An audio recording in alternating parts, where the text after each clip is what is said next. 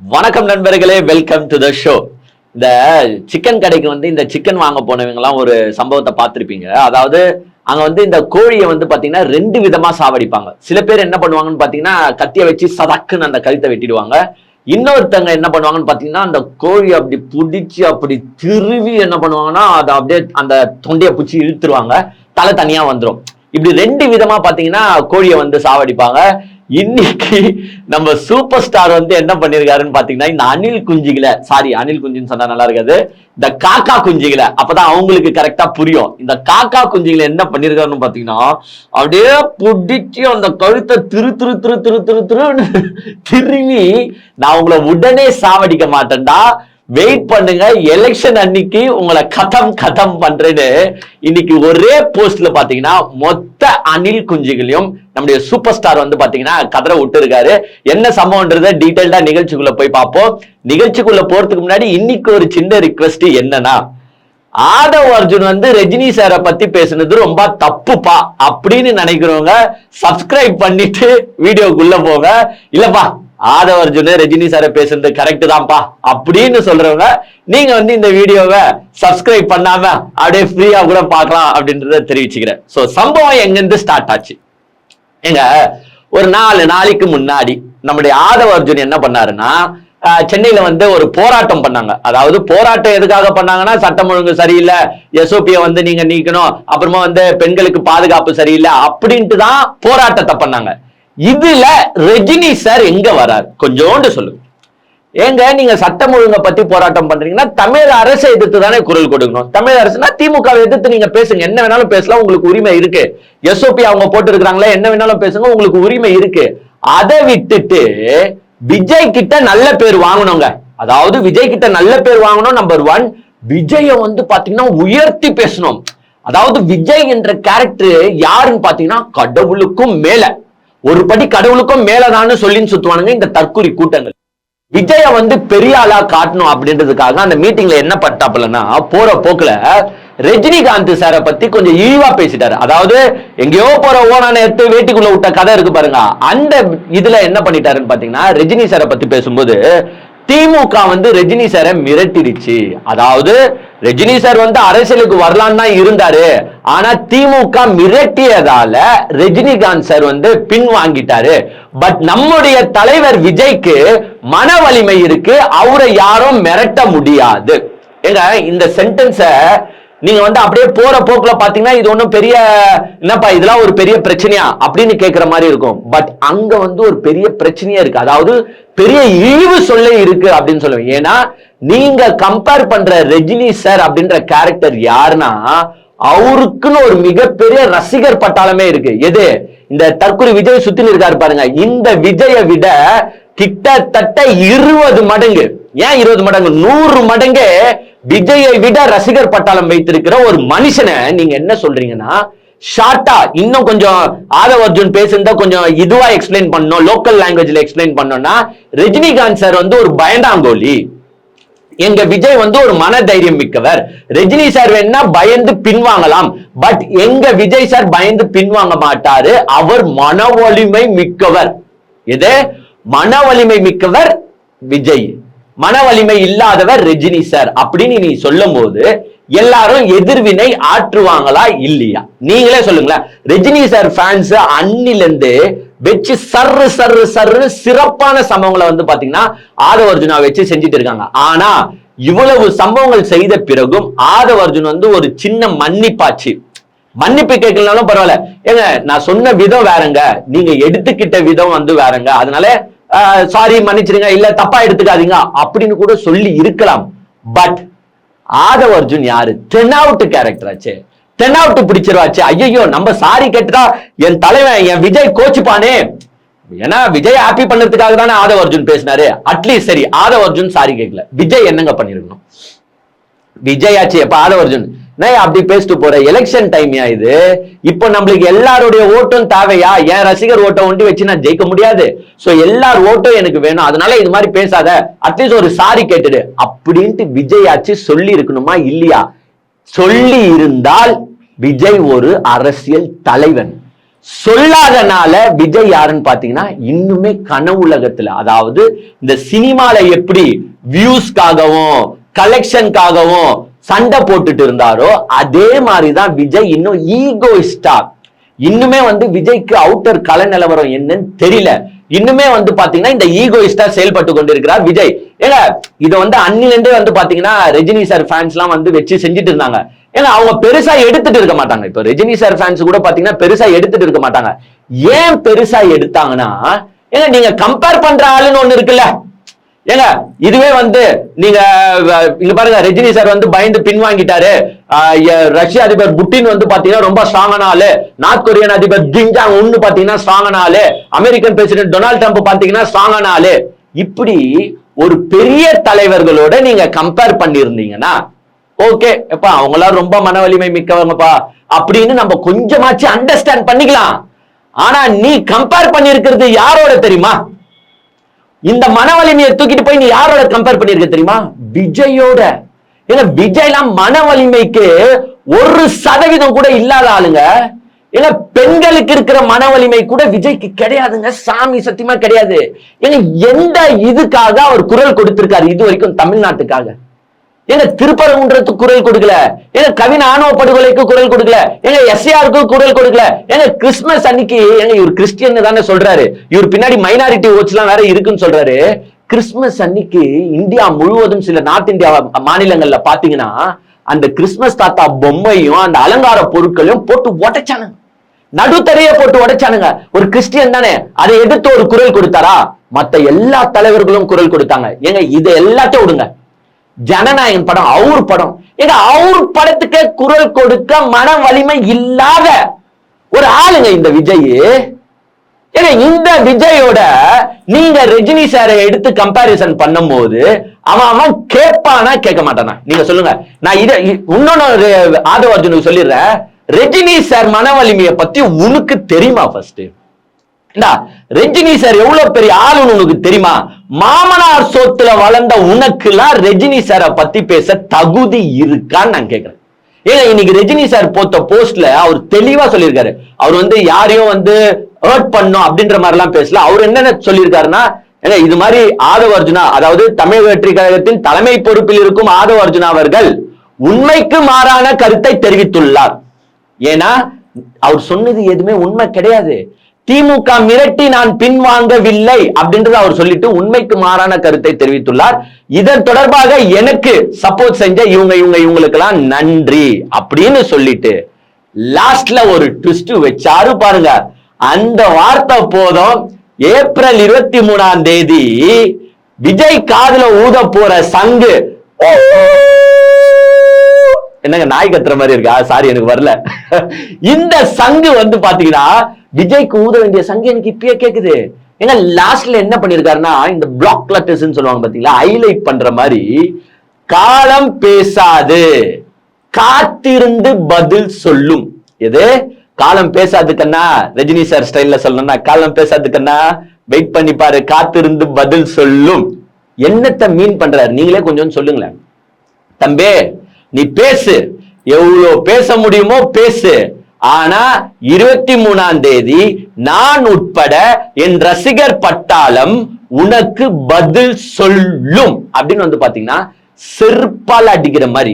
ஏங்க உண்மையாலே செருப்பால் அடிக்கிற மாதிரி தான் அடிச்சு விஜய்க்கு விஜய்க்கும் ஆதவ அர்ஜுனாக்கும் ஒரு கிளாஸ் எடுத்திருக்காரு.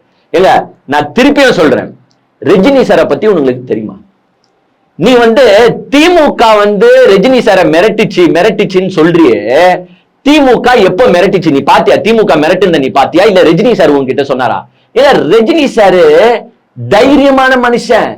ஏன்னா ஜெயலலிதாவை பத்தி உன் விஜய் இன்னுமே ஜெயலலிதா மேடம் மேடம் என்ற எது அந்த அம்மா செத்து போய் கிட்டத்தட்ட 2016 10 வருஷம் ஆயிடுச்சு. 10 வருஷம் கழிச்சு அந்த பயத்தோட, எந்த பயம்? உன் தலைவன் படத்துக்கு போய் நின்னு இப்படி கை தட்டிக்கிட்டு கொடநாடுல போய் நின்ன பத்தியா, அந்த பயம் இன்னுமே இருக்கு. செத்து போன பிறகும் இருக்கு. இன்னுமே ஜெயலலிதா மேடம் சொல்ற யாருக்கு பயந்து? அந்த அம்மாக்கு பயந்து. ஆனா அந்த அம்மா உயிரோட இருக்கும்போது ரஜினி சார் அவங்கள பத்தி பேசுறதா உனக்கு தெரியுமா தெரியாதா? போயிட்டு படிடா ஃபர்ஸ்ட். ஏன்னா ஜெயலலிதாவை நேருக்கு நேர் எதிர்த்த ஒரு தலைவன், அதுவும் அரசியல்ல இல்லாத போதே எதிர்த்த ஒரு தலைவர் யாருன்னு பாத்தீங்கன்னா ரஜினிகாந்த். ஏன்னா மிக தெளிவா சொன்னாரு, ஜெயலலிதா மீண்டும் ஆட்சிக்கு வந்தால் இந்த தமிழ்நாடு நாசமாவதை யாராலையும் தடுக்க முடியாது, ஆண்டவனே நினைச்சாலும் தடுக்க முடியாது அப்படின்னு நேரடியா சொன்ன மனுஷன். எல்லா பத்திரிகையிலும் வந்துச்சு. எங்க ஜெயலலிதா பெண்ணுன்னு கூறி ஓட்டு கேட்காதீங்க, ஏன்னா அந்த பெண்ணுக்குரிய அன்பு, பாசம், தியாகம், பொறுப்புணர்வு எதுவும் இல்லாத ஒரு ஜென்மம் நீங்க, அதனால நானும் பெண்ணு, எனக்கு ஓட்டு போட்டுருங்க ஓட்டு போட்டுருங்க அப்படின்னு கேட்காதீங்கன்னு பங்கமா கலாச்சவருங்க ரஜினி சாரு. எது அந்த காலத்திலேயே. அப்பெல்லாம் வந்து விஜய் இருந்திருந்தாருன்னா சத்தியமா சொல்றோம் ஒண்ணுக்கு போயிட்டு இருப்பாப்ல. எது மன வலிமை மிக்க விஜய் ஒண்ணுக்கு போயிட்டு இருப்பாரு. மன வலிமை இல்லாத ரஜினி சார் என்ன பண்ணிருக்காருன்னா ஜெயலலிதாவை அன்னைக்கே எங்க ஜெயலலிதா ஆட்சி வரக்கூடாது அப்படின்றதுல தெளிவா நின்னவர் ரஜினி சாரு. ஏங்க அவர் ஏடிஎம்கே மட்டும் கலாய்க்கல, அவர் ஜெயலலிதா மேடம் மட்டும் கலாய்க்கல, எங்க டிஎம்கே கூட எதிர்த்து கேள்வி கேட்டவருங்க. ஏங்க கலைஞரே மரியாதை கொடுப்பாரு ரஜினி சாருக்கு. அப்படி எந்த கட்சியா வேணாலும் இருக்கட்டும், அதிமுகவா இருக்கட்டும் திமுகவா இருக்கட்டும், ரெண்டு பேருக்கும் பயப்படாம தான் சொல்ல வந்த கருத்தை எப்படி சொல்லுமோ அப்படி சொல்ற ஒரு ரஜினி சாரு. அந்த ரஜினி சாரை பார்த்து இந்த கேரக்டர் என்ன செஞ்சிருக்குன்னா வேணும்ட்டே கலாய்ச்சி மன வலிமை இல்லாதவர் ரஜினி, மன வலிமை உடையவர் விஜய் அப்படின்னும் போது எல்லாரும் கேட்கதானே செய்வாங்க. ஏங்க உங்களுக்கே நல்லா தெரியும் ரஜினி சார் அந்த காலகட்டத்துல எஸ் அரசியலுக்கு வரேன்னு சொன்னாரு, ஆனா பாத்தீங்கன்னா பின்வாங்கிட்டாரு. ஏன் பின்வாங்கினார் அப்படின்ற காரணத்தை அவர் மிக தெளிவாக சொல்லிட்டு தான் பின்வாங்கினாரு. அவர் மிக தெளிவாக சொன்னார். என்ன சொன்னாரு? ஏங்க நான் ரசிகர்களை பயன்படுத்த விரும்பவில்லை, எனக்கே நல்லா தெரியும் நான் அரசியலுக்கு வந்தாலும் கிட்டத்தட்ட 15% இல்ல 20% வாக்குகள் தான் வாங்குவேன், அது வந்து ஒரு ஸ்பாய்லரா தான் இருக்குமே தவிர்த்து என்னால ஒரு ஆட்சி அதிகாரத்தை கைப்பற்ற அளவுக்கு இருக்குமானா இருக்காது. என் ரசிகர்களை வேதனைப்படுத்தி தொல்லப்படுத்தி பல சண்டைகளை போட வச்சு ஒரு ஆட்சி அதிகாரத்தை என்னால கைப்பற்ற முடியவில்லை என்றால் நான் ஏன் அதற்கு வரணும் அப்படின்ற தெளிவான விளக்கம். இன்னொன்னு என்னன்னா, ஏங்க அது கொரோனா காலகட்டம், அப்போ அந்த ஊர் உலகமே எவ்வளவு கஷ்டப்பட்டுட்டு இருந்துச்சு, எவ்வளவு பிரச்சனைகளை சந்திச்சு இருந்துச்சுன்றது உங்களுக்கே நல்லா தெரியும். விஜய் மேபி வேணா பனையூர்ல போயிட்டு கேட்டு சாத்திக்கின்னு வீட்டுக்குள்ளேயே உட்கார்ந்து இருந்தாரு, பட் ஃபீல்டு ஒர்க்ல இருந்த எல்லாருக்குமே தெரியும் அப்போ வந்து எவ்வளவு கஷ்டமான காலகட்டங்கள்ல இருந்தாங்க எல்லாம்ன்றது. ஏங்க விஜய் ரசிகர்களை பயன்படுத்துகிறார், ரஜினி சார் ரசிகர்களை பயன்படுத்த கூடாதுன்னு நினைச்சாரு. இன்னைக்கு விஜயால எவ்வளவு பேர் எஃப்ஐஆர் வாங்கிட்டு உட்காந்துக்கிறான் உங்களுக்கே நல்லா தெரியும். அது மாதிரி ரஜினி ரசிகர்கள் வாங்க கூடாது அப்படின்னு நினைச்சவர் ரஜினி இன்னைக்கு விஜயால எவ்வளவு பேர் பல லட்சம் ரூபாயை செலவு பண்ணிட்டு பிச்சைக்கார ஆக போறான்றது உங்களுக்கு நல்லா தெரியும். அது மாதிரி எவனோ ஆகிவிடக் கூடாது அப்படின்னு நினைச்சவர் ரஜினி சாரு. இன்னைக்கு ஒண்ணும் இல்ல, புருஷன்தான் முக்கியம் இல்ல, எனக்கு விஜய் சார் தான் முக்கியம் அப்படின்னு எவ்வளவு பேர் சுத்தின்னு இருக்காங்க. இன்னைக்கு பாதி பேரு படிக்க போக மாட்டான், எக்ஸாம் எழுத போக மாட்டான், எனக்கு விஜய் தான் முக்கியம்ட்டு வரானுங்க. இது மாதிரி எப்பவும் நடந்து விடக்கூடாது அப்படின்னு நினைச்சவர் ரஜினி. அதனாலதான் அவர் மிக தெளிவா அந்த காலகட்டத்துல நமக்கு இந்த அரசியல் செட் ஆகுமானா செட் ஆகாது, தைரியமா எஸ் அப்கோர்ஸ் ரசிகர்களை நம்ம பயன்படுத்த கூடாதுன்னு கெத்தா சொல்லிட்டு நான் அந்த மனுஷன். ஏங்க அந்த மனுஷன் வந்து நின்று இருந்தாரு, அவருக்கு எல்லாம் வந்து 19 to 21 இல்லைங்க, 96லயே என்ன மாசு என்ன கிரௌட் அந்த மனுஷனுக்கு. ஏங்க சூப்பர் ஸ்டார்னு யாருன்னு கேட்டா சின்ன குழந்தைய சொல்லும். இன்னைக்கு வந்து விஜய்க்கு இந்த படிக்கிற பசங்க குழந்தை பசங்க எல்லாம் மைக்க கொடுத்து விஜய் பேச வைக்கிறாரு. எல்லாரும் சொல்லுங்க விஜய்க்கு தான் ஓட்டு போடுவேன்னு சொல்லுங்க, சித்தி கிட்ட சொல்லுங்க, சித்தப்பா கிட்ட சொல்லுங்கன்னு சொல்றீங்க மிஸ்டர் விஜய். அந்த காலகட்டத்துல சின்ன குழந்தைய பிறந்த குழந்தைய எழுப்பி கூட சூப்பர் ஸ்டார் யாருமா அப்படின்னு கேட்டீங்கன்னா ரஜினின்னு சொல்லும். அவ்வளோ மவுசுடைய அந்த மனுஷனை நீ ஆதவர்ஜுன் என்ன சொல்லிட்டு போற, அவர் மன வலிமை இல்லாதவரு. இப்ப பாருங்க ரெஜென்ட் மூவில நடிக்க போயிட்டாரு, திமுக இவரை மிரட்டிடுச்சு அப்படின்னு சொல்லும் போது செய்யறவன் கம்மியா செஞ்சுட்டான் உங்களுக்கு நான் சொல்லுவேன். உங்களெல்லாம் இன்னும் நிறைய வச்சு செஞ்சிருக்கணும் ஆக்சுவலா. ஏங்க இன்னைக்குங்க ரஜினி சார் போன் போட்டா யார் எடுக்க மாட்டாங்க நீங்க சொல்லுங்களேன். ரஜினி சார்ன்ற ஒரு மனுஷன் போன் போட்டா இன்னைக்கு எல்லா மாநிலத்துல இருக்கிற சிஎம்ஓ போன் எடுப்பாங்க. ஏன் சிஎம் பிஎம் நரேந்திர மோடியே போன் எடுப்பாரு, விஜய் போன் போட்டா எடுப்பாங்களா? காரி மூஞ்சில துப்புவாங்க, அவனா ஒரு மனுஷனை வந்து இப்படி பம்பிக்கு இப்படி நிக்க சொல்றா அப்படின்வாங்க. சோ இந்த மாதிரி ஒரு மனுஷனை தூக்கிட்டு போயிட்டு நீங்க ரஜினி சாரோட கம்பேர் பண்ணும்போது எஸ் அப்கோர்ஸ் அவருக்கான ரசிகர்கள், ஏங்க ஏற்கனவே உங்களுக்கே நல்லா தெரியும் ரஜினி ரசிகர்களுக்கும் விஜய் ரசிகர்களுக்கும் எப்பவுமே ஆகாது. இந்த காக்கா கழுகு கதெல்லாம் நீங்க நல்லாவே கேட்டிருப்பீங்க. ஏன்னா அந்த காலத்துல இருந்தே விஜய் வந்து ஒவ்வொன்னுலயும் ரஜினிய உதாரணமா வச்சுதான் வளர்ந்தாரு, ரஜினிய கை காட்டி தான் வளர்ந்தாரு. ஏ அண்ணாமலை தம்பி இங்கு ஆட வந்தேன்டா அப்படின்ட்டு ரஜினி சார் ஹைலைட் பண்ணி தான் விஜய் அந்த நிழல்ல வளர்ந்த ஒரு விஜய். ஆனா லாஸ்ட்ல என்ன பண்ணாருன்னு பாத்தீங்கன்னா, இந்த வளர்த்து விட்டவனே கவுத்து விடுற கேரக்டர் மாதிரி அந்த சூப்பர் ஸ்டார் பட்டம் எனக்கு வேணும். இது விஜய் வந்து அவருக்கான பட்டத்தை ரெடி பண்ண மாட்டாரு, மத்தவன் பட்டத்தை தான் கேட்ச் பண்ண பாப்பாரு. அந்த மாதிரிதான் எனக்கு சூப்பர் ஸ்டார் பட்டம் வேணும் அப்படின்னு ரஜினியே எது யாரை வச்சு வளர்ந்தாரோ அந்த ரஜினியே வந்து பாத்தீங்கன்னா தாழ்த்தி பேச ஆரம்பிச்சுட்டாரு. ஒவ்வொரு வாட்டியும் இந்த ரசிகர் சண்டை எப்பவுமே ஏற்படும். எது ரஜினி விஜய் ரசிகர்களுக்கு. இந்த விஜய் ரசிகர்கள் எப்படியாப்பட்ட கேரக்டர்னா, ரஜினி சார் கிட்ட மட்டும் மோத மாட்டானு. இவனுங்களுக்கு என்னன்னா, யார் வந்தாலும் யார் வேண்டாலும் மோதுவானுங்க. சும்மாவே வம்பு கிழிக்கிற கேரக்டர்ஸ்னா இந்த விஜய் ஃபேன்ஸ் தான். போயிட்டு அஜித் சார் கிட்ட அஜித் ஃபேன்ஸ் கிட்டயும் மோதுவானுங்க. ஏல ரஜினியை பத்தி மட்டும் இவங்க பேசல, அஜித் சாரை பத்தியும் பேசிருக்காங்க. உங்களுக்கே நல்லா தெரியும், இந்த ஃபெலிக்ஸ்னு ஒண்ணு, அது சரியான மூதேவி. அது எங்க போனாலும் விலகாது. மிஞ்சி போனா அதால என்ன பண்ண முடியும்னு பாத்தீங்கன்னா, அந்த ரெட்பிக்ஸ் சேனல்ல உட்காந்துக்கிட்டு பொண்ணும் அப்பாவும் பேசினா மட்டும்தான் பழிக்கும், இல்லன்னா அது வேஸ்ட். எங்க போனாலும் அடி வாங்கி வர கேரக்டர். அவர் என்ன பண்ணிட்டாரு, மேடையில ஏறி நின்று அஜித் சார், அதாவது அவர் என்ன சொன்னாருன்னா, ஏங்க அங்கங்க பாத்தீங்கன்னா சில நடிகர்கள் எல்லாம் ஃபாரின்ல போய் செட்டில் ஆயிட்டாங்க, சில நடிகர்கள் எல்லாம் பாத்தீங்கன்னா ரேஸ் ஓட்டின்னு சுத்தின்னு இருக்காங்க. ஆனா எங்க தலைவர் பாருங்க மக்களுக்காக தன் வாழ்க்கையை சாக்ரிஃபைஸ் பண்ணிருக்காரு. எந்த மக்களுக்காக உன் தலைவன் வாழ்க்கையை சாக்ரிஃபைஸ் பண்ணா? அங்க அஜித் சாரு தன்னுடைய நாட்டுக்காக, தன் பேஷன் ஒரு சைடு இருக்கட்டும், அவர் வாங்குற ஒரு பதக்கமும் இருக்கட்டும், ஒவ்வொரு கப்பும் இருக்கட்டும், அது யாருக்காக வாங்குறாரு? இந்திய நாட்டுக்காக வாங்குறாரு. ஸ்போர்ட்ஸ்ன்றத வேர்ல்டு லெவல்ல தூக்கிட்டு போய் வச்சுன்னு இருக்காரு தமிழ்நாட்டு மண்ணை. ஆனா உங்க அண்ணன் கரூர் சம்பவத்தை ஞாபகம் இருக்கா இல்லடா? உலக வரலாற்றிலே ஒரு பொலிட்டிக்கல் நிகழ்வுல 41 பேர் செத்து போறான் அப்படின்ற கின்னஸ் ரெக்கார்டு, அதாவது உங்க விஜயால செத்து போன கின்னஸ் ரெக்கார்டு, இந்த மாதிரி கேவலமான ரெக்கார்டை தான் உங்களால மேக் பண்ண முடியும். மக்களுக்காக இது வரைக்கும் விஜய் என்ன பண்ணார்? எங்க மன வலிமையோட, நான் அன்னைக்கு சொன்னது தாங்க திருப்பியும் சொல்றேன், மன வலிமையோட விஜய் பண்ண ஒரே விஷயம், எஸ் த்ரிஷாவோட கல்யாணத்துக்கு வந்தாரு பாத்தீங்களா, அது ஒண்டிதான் மன வலிமையோட பண்ணாரு. அது கூட ஏன் பண்ணாருன்னா, பின்னாடி நிறைய விஷயங்கள் சொல்றாங்க, அது நான் சொல்லணும்னு அவசியம் கிடையாது. எலெக்ஷனுக்கு அப்புறமா வந்து பாத்தீங்கன்னா நீங்களே அதெல்லாம் கண் கூட பார்க்கதான் போறீங்க. நிறைய குட் நியூஸ் எல்லாம் வெயிட் பண்ணிட்டு இருக்கு. சோ இதனால ஆஹா இனிமேட்டு மூடி மறைக்க முடியாது, நம்ம சிக்கிக்கணும்டா, இந்த பொண்ணு இனிமேட்டு நம்மள விடாதுன்றனால கூப்பிட்டு சுத்துறீங்க. இந்த மன வலிமை மட்டும்தான் உங்களுக்கு இருந்துச்சே தவிர்த்து வேற எதுவுமே கிடையாது. பட் இப்போ ரஜினி சார் வந்து இந்த ட்வீட் போட்டிருக்காரு பாத்தீங்கன்னா, இந்த போஸ்ட் போட்டிருக்காரு பாருங்க. இந்த போஸ்ட் போட்டதுக்கான காரணமும் இருக்கு. ஏன்னா ரஜினி சார் வந்து இவனுங்களெல்லாம் கண்டுக்கணும்ன்ற அவசியமே கிடையாதுங்க. ஆதவ அர்ஜுனாலாம் ஒரு ஆளு கிடையாது ரஜினி சாருக்கு. ஏங்க விஜயும் ஒரு ஆளு கிடையாது ரஜினிக்கு. ஏன் கண்டுகிட்டு பதில் சொல்றாருன்னா, அங்க ரசிகர்கள் பொங்க ஆரம்பிச்சுட்டாங்க. ஏங்க நீங்க பேஸ்புக், இன்ஸ்டாகிராம், ட்விட்டர் எங்க எடுத்தாலும் ரஜினி சார் ஆட்கள் வந்து பேச ஆரம்பிச்சுட்டாங்க. தலைவா பதில் சொல்லு தலைவா. அங்கங்க ஊர் ஃபுல்லா போஸ்டர் ஒட்ட ஆரம்பிச்சுட்டாங்க ஆதவ அர்ஜுனாவை எதிர்த்து. அங்க மதுரையில என்ன தெரியுமா போட்டிருக்காங்க, தலைவா இந்த காக்கா குஞ்சுகளுக்கும் இந்த கள்ளச்சீட்டுக்கும், கள்ளச்சீட்டுனா என்ன மிஸ்டர் ஆதவ அர்ஜுன், நீதான் உன்னதான் சொல்றாங்க. லாட்ரி சீட் இருக்குல்ல, லாட்ரி சீட்டை பிளாக்ல வித்த கேரக்டர் தானே நீ, ஃபேக் லாட்ரி சீட்டை வித்த கேரக்டர் தானே நீ. உன்னதான் மீன் பண்ணி என்ன சொல்றாங்கன்னா, தலைவா இந்த காக்கா குஞ்சுகளுக்கும் இந்த லாட்ரி சீட்டுக்கும் எங்களால பதில் சொல்லிட்டு இருக்க முடியல, வா தலைவா பொங்கி எழு. அதே மாதிரி அவங்க அங்கேயே சொல்லியிருந்தாங்க, அந்த மதுரை போஸ்டர்ல இருந்துச்சு, காலம் பேசாது நிச்சயம் பதில் சொல்லும். யாரு மதுரைக்காரங்க ஒட்டி இருந்தாங்க.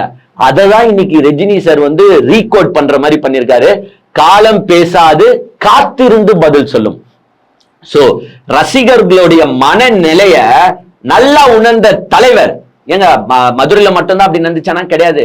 ஓல் தமிழ்நாடு அங்கங்க வந்து பாத்தீங்கன்னா போஸ்டர் ஒட்டின்னு இருக்காங்க. கன்னியாகுமரியில என்ன சொல்றாங்கன்னா, ஆதவ அர்ஜுனா நம்ப சொல்லுவோமே, மாமனார் காசுல வளர்ந்த உடம்பு தானையா இது, எச்சசோரியா நீ ஆக்சுவலா. அந்த மாதிரிதான் வந்து பாத்தீங்கன்னா கன்னியாகுமரியில எல்லாம் போஸ்டர் ஒட்டி சுத்தின்னு இருக்காங்க. எஸ் உண்மையாலே எங்க ஆதவ அர்ஜுனா பேசுனத நீங்க கொஞ்சம் எதிர்த்து பாருங்களேன். எங்க தான் சுய சம்பாதியத்தில் எவனா உயர்ந்திருந்தானா இந்த மாதிரி லூஸ் ஸ்டாக் விட மாட்டான். அதாவது கஷ்டப்பட்டு வேலைக்கு போய் சிறுக சிறுக சிறுக சேர்த்து உயர்ந்தவன் லூஸ் ஸ்டாக் விட மாட்டான். ஆனா ஆதவ அர்ஜுனா மாமனார் காசு தானே, திடீர் பணக்காரன் கேசுங்க இதெல்லாம். இந்த திடீர் பணக்காரனுக்கு எல்லாம் வாய் கொழுப்பு கொஞ்சம் ஜாஸ்தியா தான் இருக்கு. என்கிட்ட தான் 10,000 கோடி இருக்கு, 20,000 கோடி இருக்கு, என்ன செய்யுதுன்னு எனக்கே தெரியல, நான் என்ன வேணாலும் பண்ணுவேன்ட்டு இந்த திடீர் பணக்காரன். இதே சம்பாரிச்சு சேர்த்துனா வாய முன்னூறு பணம். ஏதோ பொண்ணை லவ் பண்ணும், அந்த பொண்ணு பணக்கார பொண்ணு, அது தெரிஞ்சு லவ் பண்ணாரா தெரியாம லவ் பண்ணாரா நம்மளுக்கு தெரியாது. அப்படி ஒரு வகையில துட்டு வரும்போது என்ன பண்றது ஏது பண்றதுன்னு தெரியாது. நீ சுயமா 1 ரூபாய் சம்பாரிச்சிருப்பியா? எனக்கு சந்தேகமா இருக்குங்க. எனக்கு சந்தேகமா இருக்கு. யார் மேல? ஆதவ அர்ஜுனா மேல இல்ல, திமுக மேலங்க. ஏங்க இவனெல்லாம் நம்பி எப்படிங்க ஒரு ஸ்ட்ராட்டஜிஸ்ட்னு போன வருஷம் எல்லாம் வச்சிருந்தாங்க 2021 முன்னாடிலாம். ஏன்னா இவெல்லாம் ஒரு ஸ்ட்ராட்டஜிஸ்டாங்க ஆதவ அர்ஜுனாவை. ஏன் நான் கேட்கிறேன், ஒரு ஸ்ட்ராட்டஜிஸ்ட் இப்படி பண்ணுவானா? இதே ஏங்க விஜய் நம்மளுக்கு பிடிக்காதுன்னே வச்சுக்கோங்க, ஆனா விஜய்க்கு நம்ம ஒரு ஸ்ட்ராட்டஜிஸ்டா இருந்தா நம்ம என்ன பண்ணுவோம்? எங்க விஜய் 1000 ஓட்டு இங்க இருக்குது, இது எப்படி 1 லட்சம் ஓட்டா மாத்துறது, இதெல்லாம் செஞ்சா 1 லட்சம் ஓட்டா மாறும், இதெல்லாம் செய்யுங்க அப்படிதானே சொல்லுவோம். ஆனா இந்த ஆதவ அர்ஜுனா என்ன செய்யறாருன்னா, மிஸ்டர் விஜய் இங்கெல்லாம் உங்களுக்கு வந்து 1 லட்சம் ஓட்டு இருக்கு, இது எல்லாத்தையும் வாங்க நான் கம்மி பண்ணி விடுறேன், 1000 ஓட்டா கம்மி பண்ணி விடுறேன்ற வேலையை தாங்க பார்த்துட்டு இருக்காரு. விஜய்க்கு நல்லது செய்யற ஐடியால ஆதவ அர்ஜுன் கடைசி வரைக்கும் கிடையாது. இப்படிதான் வந்து பாத்தீங்கன்னா விஜய் கவுத்து விட்டுனே இருப்பார் போல. சோ ரஜினி சார் ஏன் ஆதவ அர்ஜுனுக்கு எல்லாம் பதில் சொல்லணுமா அப்படின்ட்டு நிறைய பேர் கேட்பீங்க. அவர் பதில் சொல்லணும்ட்டு பதில் சொல்ல, இட்ஸ் பிகாஸ் கீழே இருக்கிற அவருடைய ரசிகர்கள் கொந்தளிக்க ஆரம்பிச்சுட்டாங்க. சில பேர்லாம் வந்து இன்ஸ்டாகிராம்லயே என்னன்னா 234 தொகுதியிலும் நாங்க விஜய் எதிர்த்து நிக்க போறோம், ரஜினி சாரோட ஆசீர்வாதம் எங்களுக்கு இருக்கும், ரஜினி சார் சொல்லனாலும் நாங்க நிப்போன்ற மாதிரி ஆயிட்டாங்க. ஏன்னா அவங்களுக்கு எங்க அவ்வளவு கோவங்க, நீ போயிட்டு மனவலிமைன்ட்டு எங்க ஆளை வந்து தற்கொலையா பேசிட்டு நீ வந்து விஜய உயர்த்தி பேசுவா, அப்ப நாங்க சும்மா இருக்கணுமா அப்படின்ட்டு வந்து பாத்தீங்கன்னா எல்லாரும் பொங்க ஆரம்பிச்சுட்டாங்க. சோ ரஜினி சார் இதற்கும் பதில் சொல்ல வேண்டிய கட்டாயத்துக்கு போயிட்டாரே தவிர்த்து மத்தபடி இந்த ஆதவ அர்ஜுனுக்கு எல்லாம் ரஜினி சார் பதில் சொல்லணும்ன்ற அவசியம் கிடையாது. சொல்லியே இருக்க மாட்டாரு, ஆதவ அர்ஜுனா ஒரு ஆளவும் மதிச்சிருக்க மாட்டாரு. பட் தன்னை வாழ வைத்த ரசிகர்களுக்கு அவருக்கு பதில் சொல்லணும்ன்ற ஒரு ஆசை, அதனால வந்து பாத்தீங்கன்னா தெளிவா சொல்லிட்டு போயிட்டாரு, நல்லா பிளாக் பண்ணியே சொல்லிட்டு போயிட்டாரு. காலம் பேசாது, காத்திருந்து பதில் சொல்லும். அதற்கான அர்த்தம் என்னவென்று உங்களுக்கே நல்லா தெரியும். 23ஆம் தேதி விஜய் அவர்களுக்கு ரஜினி ரசிகர்களின் மூலமாக